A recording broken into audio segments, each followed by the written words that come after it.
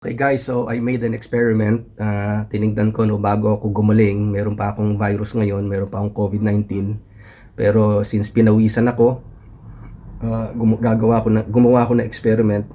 Titingnan natin kung saan ba dumadaan ng virus para ma-contaminate niya ibang tao.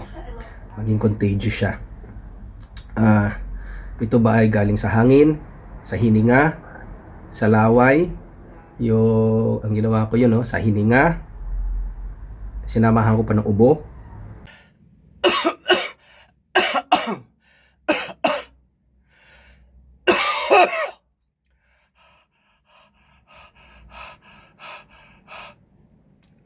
Tapos sa laway, dinuraan ko siya ng gano'n.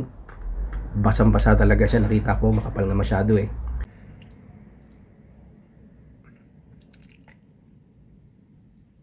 So pawis, kasi pinawisan ako, kaya tinuloy ko na yung pawis.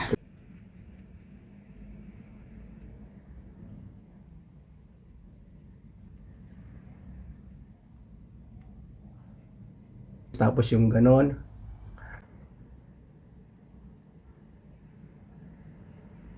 Tapos yung sa nasal na fluid. Okay, so tingnan na natin. Ito guys ang ano ko. Yan. So una, tingnan natin.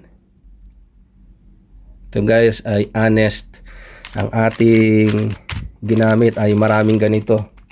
Saan ba yung iba? Ayun. Para makatotohanan. So 5 siya. 1, 2, 3, 4. 1, 2, 3, 4, 5. Okay. So yan ang ginamit ko. Una ay as requested by a friend ay yung hangin. So ang ginawa ko, ubo, inubuhan ko ng matagal, talaga naubos na yung aking lungs sa kauubo sa kanya. Pinasok ko pa siya sa bunganga ko para ubuhan, hingahan, ganun-ganon. Lahat ng ginawa ko guys. So ito yung result niya. Nagdala ba siya ng virus? Negative. So hindi sa hininga. Ngayon ang pangalawa ay ginawa ko naman ay pawis.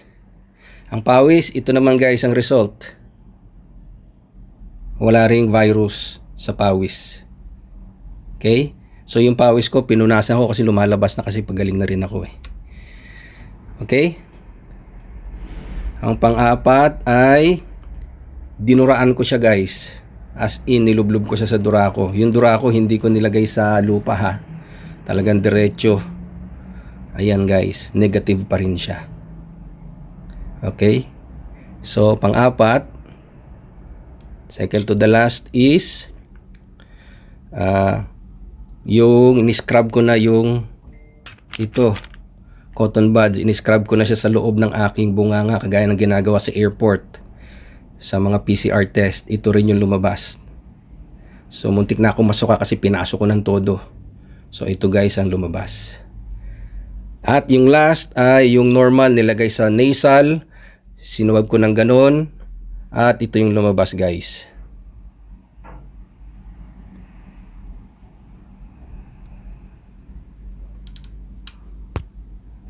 Okay. So again.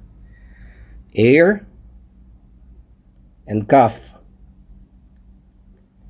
Sweat. Negative. Saliva. Negative. Scrubbing inside the mouth. Near the nostrils, negative. Near the tonsils. And this one is in the nasal fluid. Positive na siya. So guys, in the nasal fluid, ang virus andun according to my simple experiment. Okay guys, so mag-ingat. Mag-ingat, huwag pa-hatching-hatching. Pag humawak ng ganon, sa ilong, huwag na siguro humawak sa iba. Dahil dyan, nagkukos at nag-spread ang virus. So, thank you so much for watching. Bye!